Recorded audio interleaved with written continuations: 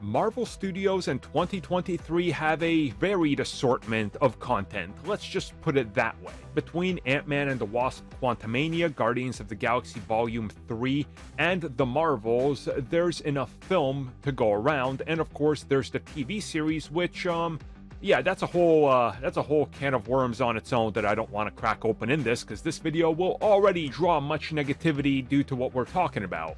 And what we are talking about is that allegedly, The Marvels is one of the best MCU films produced in years.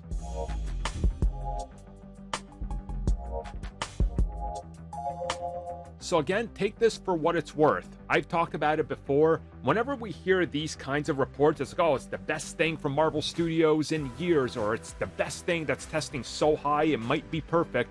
I'm always dubious to these claims at best because I've been disappointed plenty of times. Most recently, it was Thor: Love and Thunder, which, going into that film before the first reviews and reactions hit, was allegedly a masterpiece that rivaled Avengers Endgame and Infinity War, and well, I don't want to dig that up again, but no.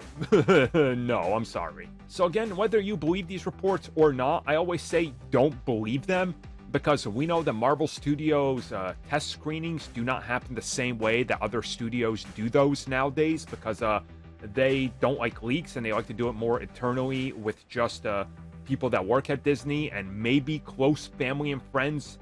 But again, they seem to be even going away from that. So who really knows? But the reaction is, according to people that have heard good things about it, because the film has been finished for the better part of half a year, if not longer, is that all the tests they've done are overwhelmingly positive.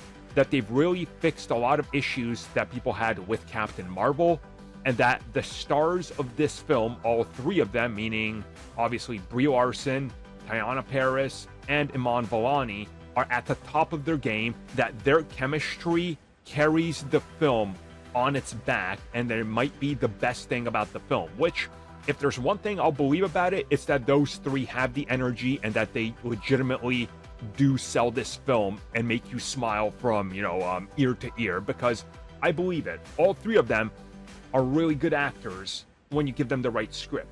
Again, I had my issues with Captain Marvel and some of the script that held Brie Larson back, looking like she was doing her best impersonation of Henry Cavill in Man of Steel, where there was just stand still and look angry or emotionless, and it's like, oh, okay, is that really the range we're going for? So I believe that they're going to turn this around, and from what we're hearing, the action in the third act is allegedly through the roof as well. I believe that as well. I mean, look at all the powered people you have in this, especially seeing how powerful Captain Marvel was at the end of Endgame. You're probably going to have to bring out a pretty formidable foe for her to be able to duke it out with. So I believe that as well. Again, the film's coming at us, well, relatively soon, all things considered, so we'll be talking more about it soon, but I'm definitely excited for this film. It is my most anticipated Marvel film this year. Well, of course, outside of Kraven, but that's another story.